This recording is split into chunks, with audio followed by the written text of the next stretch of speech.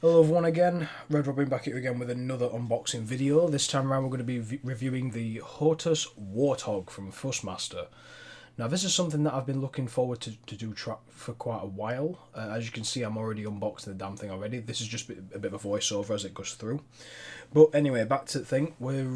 I decided to buy this just to play Elite Dangerous with. It is a bit of an overkill for price wise, but we will get into that a little bit later.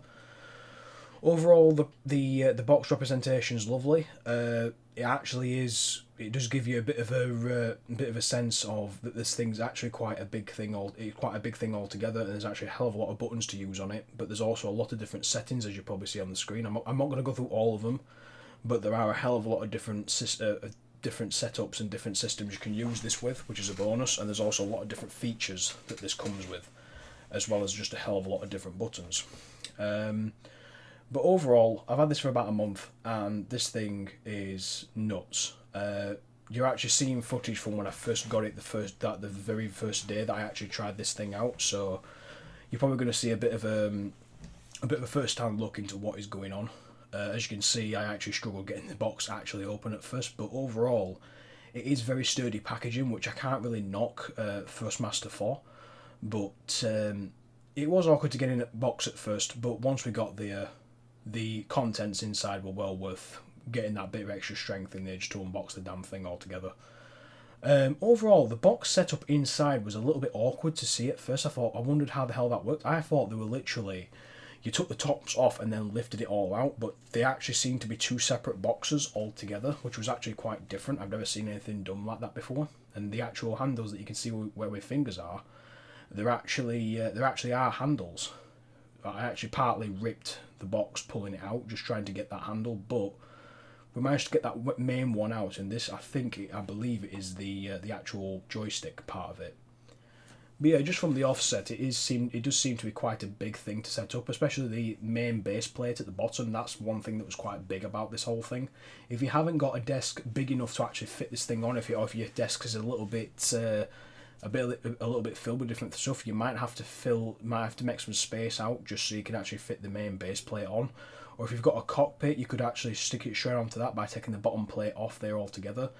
In this video, I haven't shown how to take the back plate off, the actual base plate off, but you can take it off and put it onto a cockpit for certain. The actual joystick is a big sturdy thing. It's actually massive. It's actually a lot bigger than what I thought it was. But they have tried capturing the Warthog feel, which is something that this has done very effectively, I think. Plenty of different buttons to use from, especially the main trigger buttons and the secondary fire buttons. There's bits of everything that this thing uses, and they've actually did it really well. I think this is a proper A10 Warthog replica, so to speak, and it has been certified by the US Air Force, which is something that I'm quite surprised at altogether. They've got different clamp switches on there and everything else, as you can see. They've got different little buttons. There's a button for nearly every finger, you know what I mean? So you've got that bit of freedom, but you've also got a lot of buttons to use. So if you're playing Elite Dangerous, or if you're playing some kind of simulator, you have got a lot of buttons there to use altogether, which is something that I'm actually looking forward to using a lot more, depending on where Elite Dangerous goes, especially with its new updates and stuff. And this next packaging is the actual throttle itself. Now this thing was actually a lot heavier than what I thought it was. It's actually got some weight to it, so to speak. Part of me struggled actually taking this thing out of the box in the first place, but once we got it out and took the packaging off and everything else, you can tell that the thing's got some weight to it without all the packaging on and everything else. It's got some weight to it already. That is either because of the plates that are inside, or there is just that much stuff in there that it does weigh quite a fair bit. Now, when you see the actual throttle themselves, they're actually split in half. So you've got half for the afterburners and then half for the actual thruster. But for this, it's a little bit more intriguing because they can actually split these two in half. The actual switches, you've got multiple different switches to use. A lot of these I actually do use in Elite Dangerous, and I've not come to use all of them yet, but eventually I will start using a hell of a lot more than what I've used up to now. So that's one thing about this. You can always use a lot of the buttons that are there already, so that's a bonus. In terms of the actual switches, a lot of people seem to think that these switches are actually hard to push. At first, they are hard to push, but I think once you get used to that, once you get used to the pressure of them and how much pressure it takes to actually switch the buttons and the flick switches and all the others, you do tend to get used to it, and you find that you're flicking switches a lot more with ease the more times you use it, and it is a bit of an awkward thing to set up, especially for certain buttons and certain controller types. For Elite Dangerous, it took me about a good couple of hours to try and get this whole thing up and running, especially with the controls and everything else.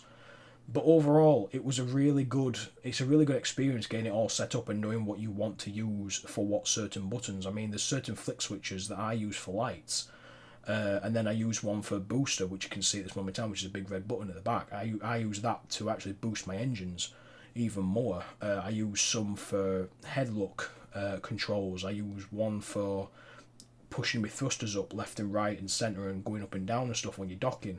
There's all sorts of little bits and bobs. For flick switches, I use one for cargo scoop and one for landing gear. There's that many different buttons to use and that many switches that are there. It's giving you a bit of like an endless supply of different buttons to use. Even the one that I'm pressing now, I use that for silent running, so it turns on my heat signatures off of me actual ship. So, like I said, there's a lot of different buttons to use. There's a lot of different ways you can use them, which is another thing that I'm kind of surprised at. But yeah, overall, it's a really good piece. This part of the actual unboxing was something that I was actually really surprised at. I didn't think I'd be able to use that many buttons, but I'm actually surprised I can. Overall, it's a good piece of kit, and I do recommend getting it all together. We're going to go on to now the actual setup part of it. Now, the setup part of this was a little bit awkward, because you've just got the overall stand, and you have to try and lock the joystick in place. Now, in the middle there is a bit of a port where you would actually stick the joystick on top of, so that they all connect better, so to speak. And then you have a clamp at the side of your joystick, which kind of tightens the whole thing down. The actual clamp itself is a very tough piece. It's a tough part of the joystick, so it doesn't actually split off the actual pad altogether. So you've actually got a bit of movement. But once you've loosened that off, you can easily just pull the damn thing off. It is magnetized as well, but it will take some pulling off altogether. But once it's done, it's off. You know what I mean? You can easily package it up and put it straight back into the box and take it wherever you want to. But this is a piece of kit that is made to be at a home kind of a home setup. To take this to your mate's house and ever go on someone else's Elite Dangerous, I would not recommend doing this, because the base plate is that big. It's awkward to try and fetch around. Unless you've still got the packaging with you, you can take it with you then, but it still is a bit of an awkward piece of kit to use. For me, for my personal setup, I have basically my own PC set up in my own office with 3 screens, with all the bells and whistles, and then this Thrustmaster throttle and joystick setup is just the topping on the cake, really. Once it's connected, it lights up green on the actual thruster, but there's no lights on the actual joystick, which is something that I think they've avoided purposefully, just to get that A10 Warthog feel, which is quite good. But overall, good piece of kit, can't knock it. And to be honest, during the actual playthrough of this, I did find a couple of problems when it came to setting the whole thing up. Now, a lot of people think that this thing is easy to set up once you've set it up, it works. Yeah, fair enough. But a lot of people don't state very well that it can take a while for this thing to set up. You have to literally sit there and do a good maybe hour and a half, maybe 2 hours of just trying to find the right buttons for the right job. Me personally, I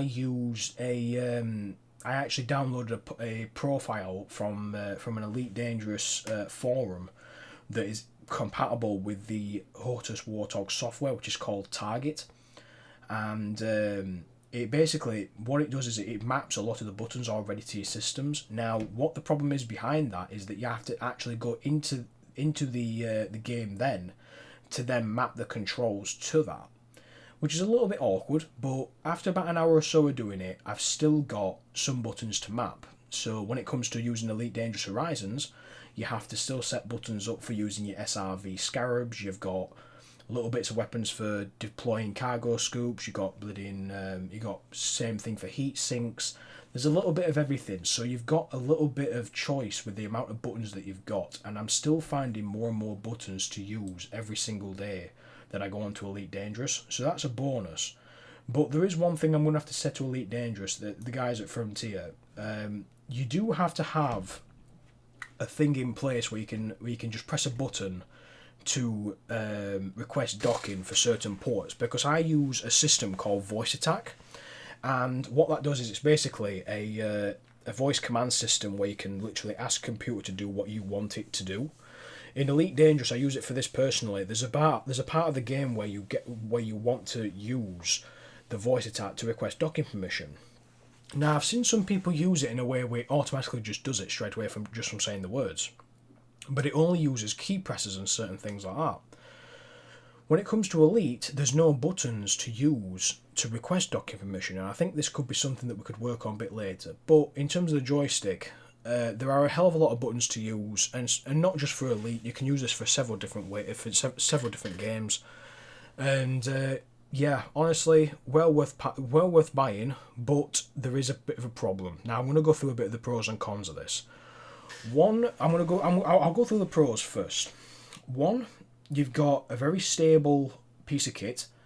So what I'm saying by that is it feels heavy, it feels meaty when you use it. When you use certain buttons, it feels like you're actually using the buttons. You're not just pressing a button and then that's it. You actually feel like you're actually having to press down the buttons quite well. So that shows a bit of a long durability, and it shows it's really going to show some. It's not going to show wear anytime soon, but it's definitely going to have some use. The other pro is that it's very, let's say it's very sensitive to certain things. So when I use the joystick, when I'm turning like left, right, or anything like that, the game picks it up almost instantaneously. There's hardly no kind of latency issues or anything like that. I've had no problems with using this up to now. Another pro is that they've actually got the A10 Warthog, the whole setup design. They've got it spot on. It pretty much looks like a Warthog design, and I've looked at some of these before, and they like in all essence, they seem pretty damn spot on.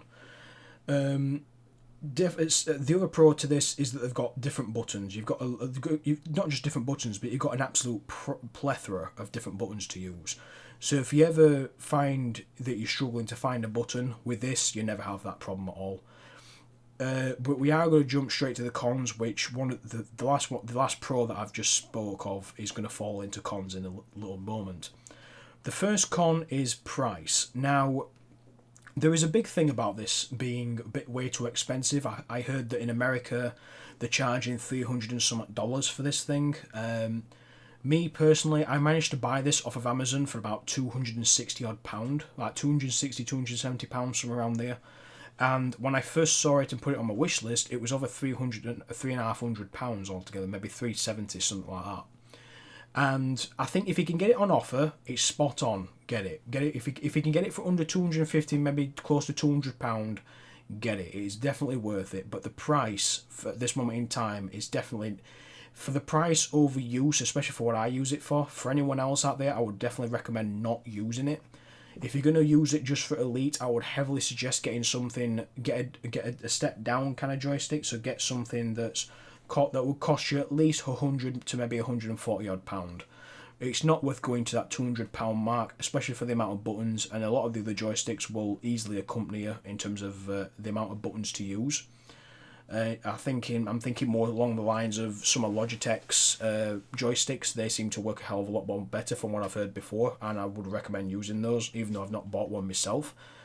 The other con as well is the what was it now? Yes, the other con is the size of the thing. Now, the size of it, this sounds a bit uncommon because the size of things shouldn't really matter, but when it comes to a certain PC setup, you are going to have some space set aside so you can put this thing on. Not just for the actual throttle, but for the joystick as well, because the joystick, the base plate of it's massive. it's bigger than what I thought it would have been. And when I was setting this whole thing up, I thought that I would be able to fit this thing on my little, I've got like a little set of cupboards. I could put it underneath my actual desk and put it on there and use it as a normal joystick. But I actually found that I would not be able to do it because the joystick is that high in terms of height. It's actually quite big, and the base plate's massive. So if you've not got a big enough table to put this thing on, I would heavily suggest getting yourself either a bigger table, or I would suggest waiting on this, or getting a smaller joystick, so to speak, which might help a hell of a lot. The cons of this is that it's not portable. Now, what I mean by portable is that you can't really go and fetch this to your mate's house and then expect to have an easy time, not just setting it all up, but have an easy time getting it to your friend's house and then having to take it all out and set it all up. It's a bit of an awkward situation because you're still sat there setting something that heavy up. You have to have the original boxing just to help you out, just to get it from A to B.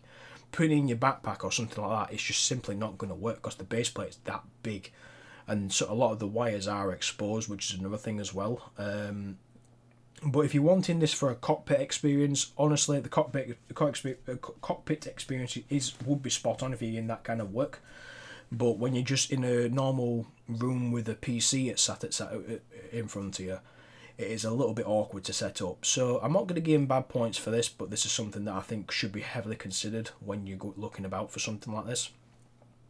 Overall, though, me personally, I would give it a definite. It's got my seal of approval. But in all essence, if you've got that kind of money to spend it wisely. I would say that much.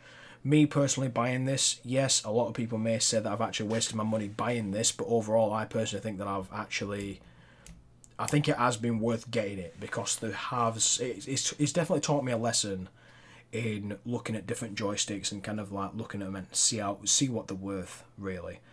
But this definite purchase for me personally, I actually love this thing. It's definitely helped me out a lot. I've had some really good times, and yeah, I think it's definitely well worth the buy. But if you're in that kind of price range and you're looking for something a little bit smaller, I would definitely suggest looking for something else because this thing is just big. It's just massive. That's the one thing about it. But that's not one thing I'm going to knock it for. So I would say that the pros kind of outweigh the cons in a way, but it definitely it does need to be said that you need to have a really good think about this when you're looking at this kind of market.